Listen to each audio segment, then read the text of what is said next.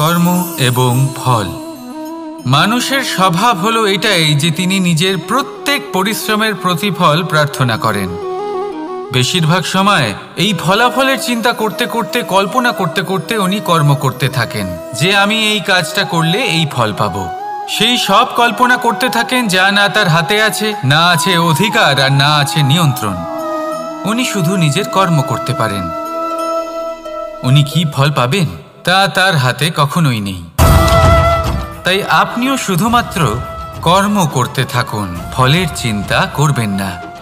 মনে রাখবেন, শিকড় এবং শাখা যেভাবে একে অপরের সাথে জড়িয়ে, সেইভাবেই একে অপরের সাথে জড়িয়ে কর্ম এবং ফল। যেরকম কর্ম আপনি করবেন সেরকম ফল আপনি অবশ্যই পাবেন। তাই এই ফলের আশায় কর্মের সময় কখনোই নষ্ট করবেন না, কারণ যে ব্যক্তি সময় নষ্ট করেন, সময় সেই ব্যক্তিকে অবশ্যই নষ্ট করে দেয়। কর্ম করুন নিঃস্বার্থভাবে, ফলের চিন্তা করবেন না, আর আমার সাথে ভালোবেসে বলুন রাধা রাধা। কর্ম এবং ফল। দেখতে গেলে এই সমস্ত ব্রহ্মাণ্ড এই দুইয়ের মাঝেই স্থির হয়ে আছে। মানুষজন কর্ম করেন ভালো ফল লাভের আশায়, আর ভালো ফল লাভের আশায় উনি এটাই ভুলে যান যে উনি যে কর্ম করছেন তা কি করছেন। আমি বলেছিলাম কর্ম করুন ফলের চিন্তা না করে, কিন্তু কি কর্ম করছেন সেই বিষয়ে ভাবাটাও অত্যন্ত আবশ্যক। নয়তো অনেক সময় আমরা এমন কর্ম করে ফেলি যা না চাইতেও বিষে পরিণত হয়, যা হয়েছে দুঃশাসনের সাথে, দুর্যোধনের সাথে, গুরু দ্রোণের সাথে। একজনের মানসিকতা উচিত ছিল না, একজনের বিবেক উচিত ছিল না, আরেকজন যে পক্ষ নির্বাচন করেছিলেন সেই পক্ষ উচিত ছিল না। আর যা কিছু ওনাদের সাথে হলো, আপনার, আমার, আমাদের সকলের সাথে তা হতে পারে। আমি বলেছিলাম কর্ম করুন, ফলের চিন্তা করবেন না, কিন্তু এই কর্মের বিষয়ে বিচার করে দেখাটাও ততটাই আবশ্যক। দেখুন, কর্ম করার উচিত প্রক্রিয়া ফলের চিন্তা না করা, কিন্তু যদি আপনার কর্ম শুভ হয় তাহলে তার ফলও নিয়তি আপনাকেই দেবে। সর্বদা কর্ম করার সময় এটা ভাবুন যে আপনার এই কর্ম এই সংসারকে, এই সমাজকে, আপনার পরিবারকে, আপনার আশেপাশের মানুষজনকে কোন দিশায় নিয়ে যাবে। যদি এটা সবার জন্য মঙ্গলময় হয় তাহলে কর্ম করতে থাকুন। আর হ্যাঁ, নিশ্চিত রূপে ফলের চিন্তা করবেন না। আসুন আমার সাথে ভালোবেসে বলুন রাধা রাধা। বটবৃক্ষের বীজ সর্ষের দানার থেকেও ছোট হয়, কিন্তু যখন তা নিজের রূপ ধারণ করে তখন তা বিশাল বৃক্ষের আকার ধারণ করে, যা সহস্র বছর ধরে বেঁচে থাকে, ছায়া প্রদান করে, পাখিদের আশ্রয় প্রদান করে, আর দেয় পথচারীদের বিশ্রাম করার স্থান। কেন? কারণ সেই ছোট বীজ তা মাটির ভেতরে গিয়ে নিজের খোলস ত্যাগ করে। অন্ধকারে থাকে সে, যতই আলো আসুক না কেন, যতই বর্ষা আসুক না কেন, সব সহ্য করে। আর তারপরে একটা চারা গাছ অঙ্কুরিত হয়, তারপর ধীর গতিতে একটা বিশাল বৃক্ষতে পরিণত হয়। দেখুন, জীবনে কঠিন সময় আসে, এই জন্য নয় যে আপনি হার মেনে নেবেন, এই জন্য আসে যাতে আপনি ভবিষ্যৎ নির্মাণের জন্য নিজেকে তৈরি করতে পারেন। যদি কঠিন সময়ে আপনি ওই বীজের মতো দৃঢ় হয়ে থাকতে পারেন, তাহলে আপনিও একদিন সেই বিশাল বৃক্ষের মতো নিজের অস্তিত্ব গড়ে তুলতে পারবেন, যা সহস্র বছর পর্যন্ত মনে রাখা হবে। আসুন আমার সাথে ভালোবেসে বলুন রাধা রাধা। এই ব্রহ্মাণ্ড কত বৃহৎ, তাই না? যার সম্মুখে এই পৃথিবীকেও একটা বিন্দুর মতো মনে হয়। আর এই পৃথিবীতে আমরা কে হই, আমাদের আকার কিরকম, আমাদের অস্তিত্বই বা কি? যখন আমরা এভাবে ভাবি তখন মনে হয় আমরা কিছুই নই। তা আমরা যখন কিছুই নই, তাহলে আমরা এত চিন্তা করি কেন? কি ভেবে ভয় পাই? কাকেই বা এত ভয় পাই? কে আমাদের মারতে পারে আর কেই বা আমাদের জন্ম দেবে? আত্মার আসলে না কখনো জন্ম হয় আর না কখনো মৃত্যু। আত্মা শুধুই শরীর বদল করে। আপনি আমরা সকলে এই শরীর নয়, আমরা হলাম আত্মা, যা হলো পরম আত্মার পরম অঙ্গ। সেই জন্য মনে রাখবেন, বাইরের কোথাও দেখবেন না, নিজের অন্তরের গভীরে গিয়ে দেখুন, আত্মাকে উপলব্ধি করতে শিখুন। ক্লেশ, ভয়, চিন্তা, এই সব কিছুর থেকে নিজেকে দূরে রাখুন, তাহলেই উপলব্ধি করতে পারবেন পরমাত্মাকে। তাহলে আসুন আমার সাথে ভালোবেসে বলুন, রাধা রাধা। পরিবর্তন এই সংসারের শাশ্বত নিয়ম। কোনো রাজা নেই যিনি চিরকাল রাজা থাকেন, কোনো ধনী ব্যক্তি নেই যিনি চিরকাল ধনী থাকবেন। এই সংসারে সূর্যের স্থান নেওয়ার জন্য চন্দ্রিমার আগমন ঘটে। কোনো স্থান যাকে পতিত বলা হয়েছিল, সেখানে মহল তৈরি হয়েছে। কোনো স্থান যাকে আজ মলিন বলা হয়েছে, কাল সেখানে মন্দিরও স্থাপন হতে পারে। কোনো ঋতু চিরকালের জন্য থাকে না, কখনো সময় চিরকাল একরকম থাকে না। আজ যা আপনার কাছে রয়েছে, কাল অন্য কারোর ছিল। আজ যে আপনার কাছে রয়েছে, কাল তা অন্য কারোর কাছে চলে যাবে। আপনার সাথে কিছু থাকলে তা হলো আপনার কর্ম, কিন্তু সেই কর্মের পরিণামও আপনার নয়। আপনি শুধু কর্ম করুন, বাকি সবকিছুই পরিবর্তনশীল। কিন্তু সেই পরিবর্তনকে দেখে ভয় পাওয়ার প্রয়োজন নেই, তাকে স্বাগত জানান।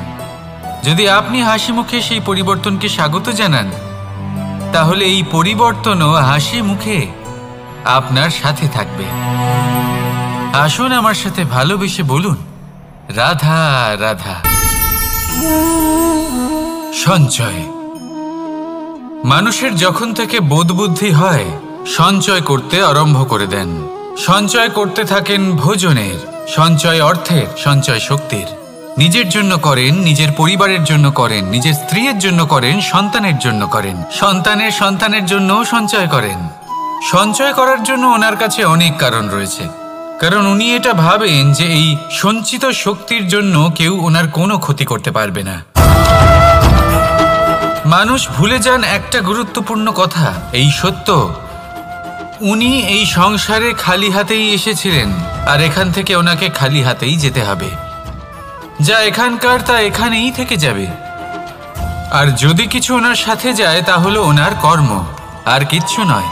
তাই যদি কিছু অর্জন করতে চান, তাহলে শুভ কর্ম অর্জন করুন, আত্মশক্তি অর্জন করুন, কারণ পরলোকে এটাই হবে আপনার সম্পত্তি। তাহলে কি এটা আপনি অর্জন করতে চান না? আসুন আর আমার সাথে ভালোবেসে বলুন, রাধা রাধা। সদিচ্ছা। দেখতে গেলে 3 অক্ষরে তৈরি এই শব্দ, কিন্তু সমস্ত ত্রিলোক তার উপরেই আধারিত। আপনি এই সংসারে এসেছেন, তখন অবশ্যই শ্বাস নেবেন, কিন্তু তার বদলে আপনাকে কিছু তো দিতেই হবে। আপনার উপর নির্ভর করছে আপনি কি দেবেন। কি দেবেন এই সংসারকে, এই সমাজকে, নিজের পরিবারকে, আর তার বদলে কি নেবেন? যশ নাকি অপযশ?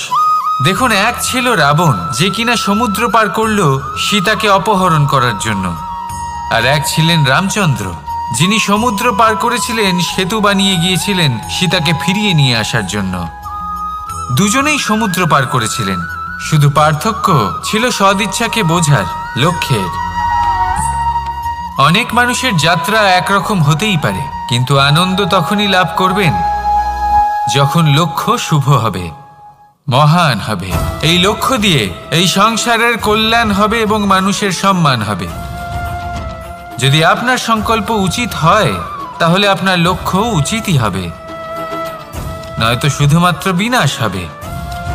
আর উচিত এটাই হবে যে বিনাশের হাত থেকে যেন নিজেকে বাঁচানো যায়, কি বলেন? তাই জীবনে যে লক্ষ্য স্থির করছেন, মনে রাখবেন তা যেন শুভ লক্ষ্য হয়। যদি এরকম হয়, তাহলে আপনার যাত্রা, আপনার জীবন দুটোই শুভময় হবে।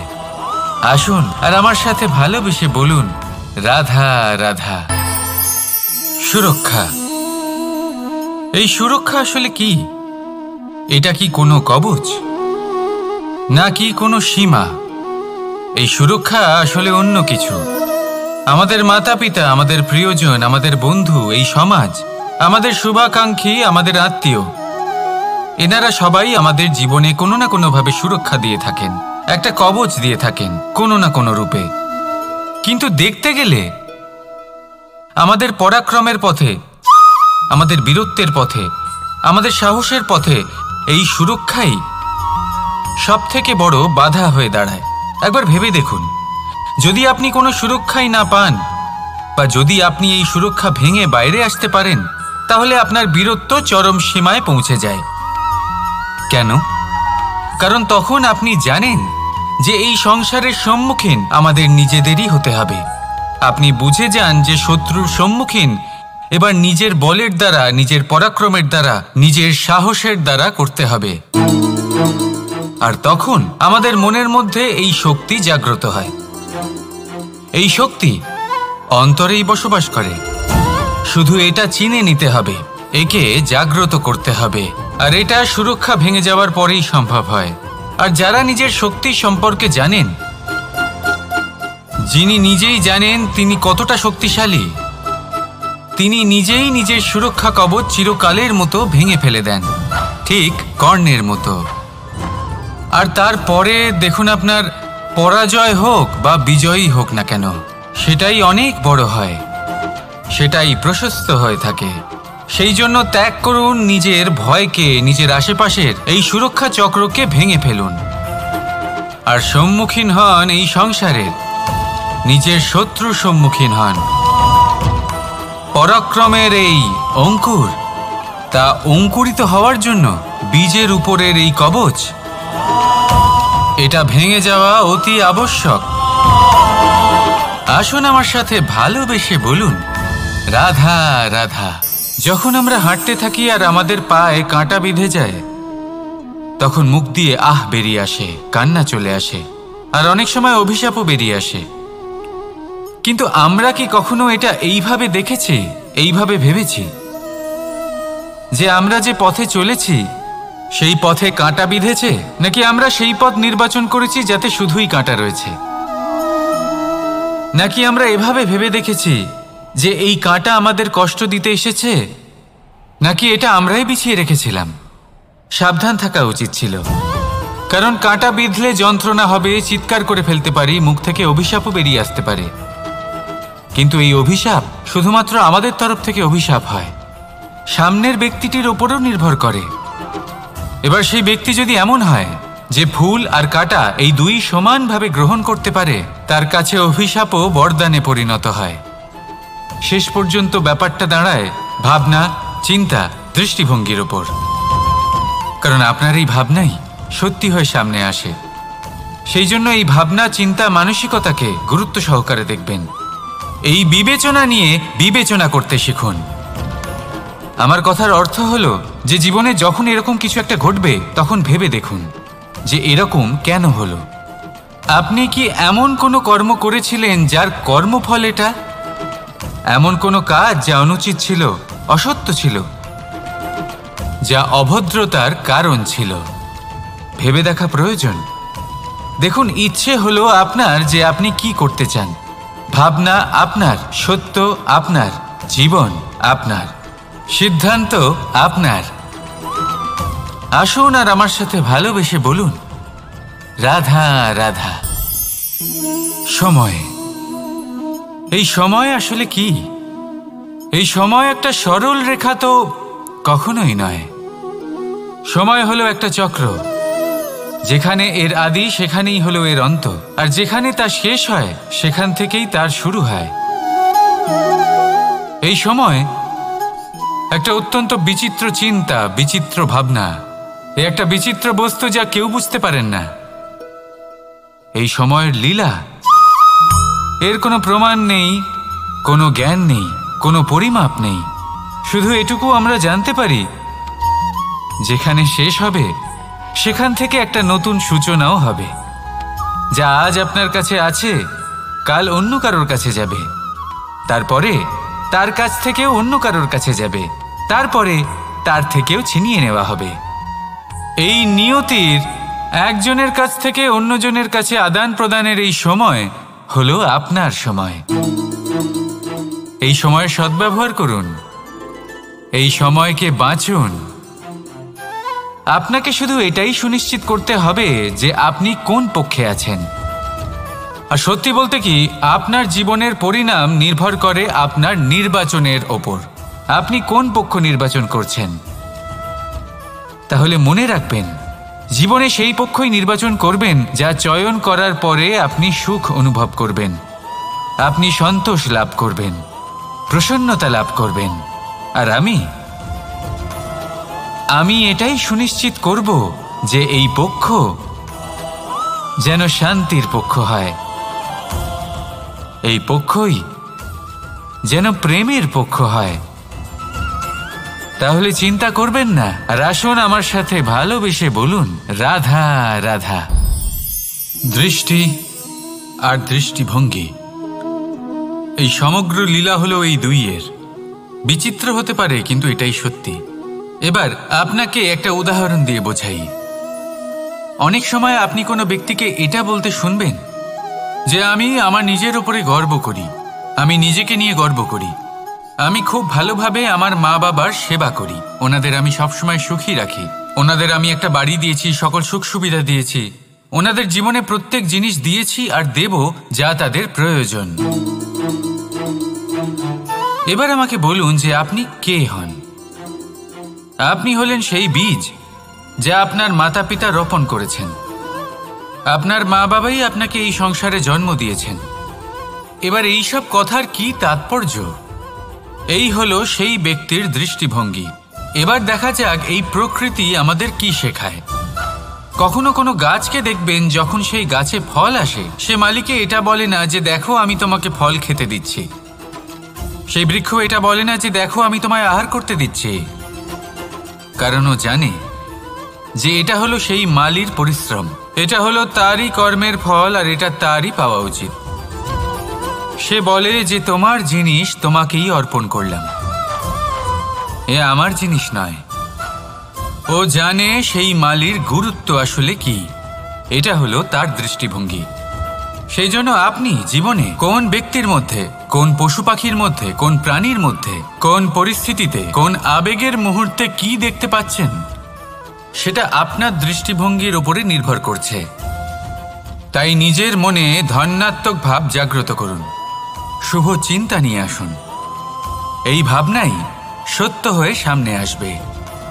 এই দৃষ্টিভঙ্গি এমন হয়ে যাবে যে আপনার জীবনে সবকিছুই শুভ হবে। তাহলে আসুন আর আমার সাথে ভালোবেসে বলুন, রাধা রাধা। প্রতিশোধ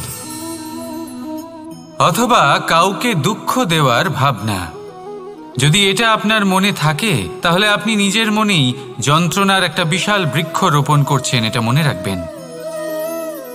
কারণ কাউকে দুঃখ দেবার এই ভাবনা, এটা হলো সেই বীজ যা আপনার মনেই পতিত হবে, আপনার মনেই অঙ্কুরিত হবে, আর আপনার মনেই একটা বিশাল বৃক্ষরূপে বেড়ে উঠবে। জীবন আপনার, কর্ম আপনার, কাউকে দুঃখ দেবার ভাবনা আপনার ছিল, এই বৃক্ষ হলো আপনার, তাই এর ফলও আপনিই পাবেন, যা গ্রহণও আপনাকেই করতে হবে। মনে রাখবেন, যে মানুষ এটা ভাবে যে আমি ওকে দুঃখ দেব, ওকে কষ্ট দিতে চাই আমি, সেই মানুষই দুঃখ আর কষ্ট পেয়ে থাকে। যদি সেই জায়গায় আপনি এটা ভাবেন যে আমি কাউকে সুখী করে তুলতে চাই, কাউকে সুখ প্রদান করতে চাই, তাহলে তারও বীজ আপনার মনেই রোপণ হবে, বৃক্ষে পরিণত হবে, যার ফলও আপনিই পাবেন। এখানে বিষয়টা হলো শুধু মানসিকতার চিন্তা, যা সত্য হয়ে আপনার সামনে আসে। তাহলে এই মানসিকতা শুভ করুন, সবার জন্য মঙ্গল কামনা করুন। অন্যের মনে আপনার জন্য ভালো চিন্তা থাকুক বা না থাকুক, আপনি সবার জন্য শুভ চিন্তা করে কর্ম করতে থাকুন, তাহলে আপনার সাথেও ভালোই হবে। তাহলে আসুন আর আমার সাথে ভালোবেসে বলুন, রাধা রাধা। সুখ আর অভিজ্ঞতা, এই দুই জীবনে একসাথে কখনোই আসে না। মনে রাখবেন, যেখানে সুখ থাকে সেখানে অভিজ্ঞতা থাকে না। আর যখন এই সুখ আমাদের জীবন থেকে দূরে চলে যায়, তখন আমাদের জীবনে আসে এই অভিজ্ঞতা। পরমাত্মা, প্রকৃতি, নিয়তি এই অভিজ্ঞতাকে আমাদের জীবনে পাঠান, যাতে আমরা একটা অত্যন্ত গুরুত্বপূর্ণ শিক্ষা, একটা জ্ঞান প্রাপ্ত করতে পারি। এই অভিজ্ঞতা আমাদের শেখায় যে অতীতে এমন কি হয়েছিল যা আমাদের করা উচিত হয়নি। আমাদের শেখায় ভবিষ্যতে এমন কি আছে যা আমাদের করা উচিত আর কি করা উচিত নয়। দেখতে গেলে এই অভিজ্ঞতা আমাদের সেই শিক্ষা দেয় যার জন্য আমরা সুখের দিকে উচিতভাবে অগ্রসর হতে পারি। সেই জন্য জীবনে যখনই দুঃখ আসবে, দুঃখের এই সময় আসবে, তখন হতাশ হবেন না। বোঝার চেষ্টা করুন এই পরিস্থিতি কেন এসেছে, কি শিক্ষা দিতে এসেছে। যদি আপনি সেই জ্ঞান লাভ করেন, সুখের পথে অগ্রসর হন, তাও উচিত রূপে, তাহলে এই অভিজ্ঞতার উদ্দেশ্য পূরণ হয়ে যায়। তাহলে আসুন আর আমার সাথে ভালোবেসে বলুন, রাধা রাধা। জীবনে শিখরে পৌঁছানোর জন্য মানুষের কি প্রয়োজন হয়ে থাকে? সিঁড়ির। কিন্তু তাও প্রত্যেক মানুষ, প্রত্যেক ব্যক্তি শিখরে পৌঁছতে পারেন না। এর কারণ কি? কারণ একটা হতে পারে যে মানুষ কল্পনা করতে থাকেন কিন্তু সিঁড়ি খুঁজে পান না। কিছু মানুষ খুঁজে নেন কিন্তু তা পেয়ে এতটাই প্রসন্ন হয়ে যান যে তারপর আর কোনো কর্মই করেন না। খুব সোজা ব্যাপার। অনেক মানুষ সিঁড়ি খুঁজে পান না, আর যদি পেয়েও যান তাও যতক্ষণ না তাতে চড়ছেন সেই শিখরে পৌঁছবেন কি করে? যতক্ষণ না আপনি পরিশ্রম করছেন, যতক্ষণ না সেই সিঁড়িতে আপনি চড়ছেন, যতক্ষণ না ক্লান্ত হচ্ছেন, আপনার পায়ে হাঁটুতে ব্যথা না হচ্ছে, ততক্ষণ এই শিখরে পৌঁছানোর সৌভাগ্য লাভ করতে পারবেন না। তাহলে কল্পনার সাথে কর্ম করুন, পরিকল্পনার সাথে পরিশ্রম করুন, সব কিছু পাবেন। আসুন আমার সাথে ভালোবেসে বলুন, রাধা রাধা। সমস্যা, কঠিন সময়, সংকট, বিপদ কার জীবনে নেই? প্রত্যেকের জীবনে আছে। কিন্তু আমাকে একটা কথা বলুন, যদি নৌকায় ঢেউকে ভয় পেতে শুরু করে তাহলে সাগর পার করবে কে? কখনো কোনো ছোট্ট পিঁপড়েকে দেখেছেন যে আকারে হয়তো ছোট হতে পারে কিন্তু বড় শিক্ষা দিয়ে যায়? কিন্তু আমরা শিখি না। এবার দেখুন একটা পিঁপড়েকে যে ভোজনের খোঁজে বাইরে বের হয়, একটা ছোট্ট দানা তুলে নেয়। ছোট দানা তোলে কারণ তার থেকে বেশি সে তুলতেই পারবে না। সে দানা নিয়ে চলতে শুরু করে, কোনো দেওয়ালে উঠে পড়ে, আবার পড়েও যায়। সেই দানা দূরে কোথাও একটা পড়ে যায়, তা আবার খোঁজে, তুলে নেয়, আবার চলতে থাকে। পড়ে যায় আবার ওঠে, পড়ে যায় আবার ওঠে। সেই দানাটা রেখে দেয়, আবার বেরিয়ে পড়ে ভোজনের খোঁজে। পরিশ্রম করতে থাকে কিন্তু হার মানে না। এই শিক্ষাই তো আমাদের প্রাপ্ত করতে হবে। নিরন্তর পরিশ্রম আর নির্ভীক হয়ে কর্ম করে যেতে হবে। এটাই হলো সাফল্যের মাধ্যম, এটাই হলো জয়ের মন্ত্র, অচ্যুত অজয় অস্ত্র। তাহলে আসুন আর আমার সাথে ভালোবেসে বলুন, রাধা রাধা। আমরা সকলে চাই আমাদের জীবনে সাফল্য আসুক। আমরা চাই যে এই সংসারে আমাদের খ্যাতি ছড়িয়ে পড়ুক। আমরা চাই যেন আমরা আলোচিত হই।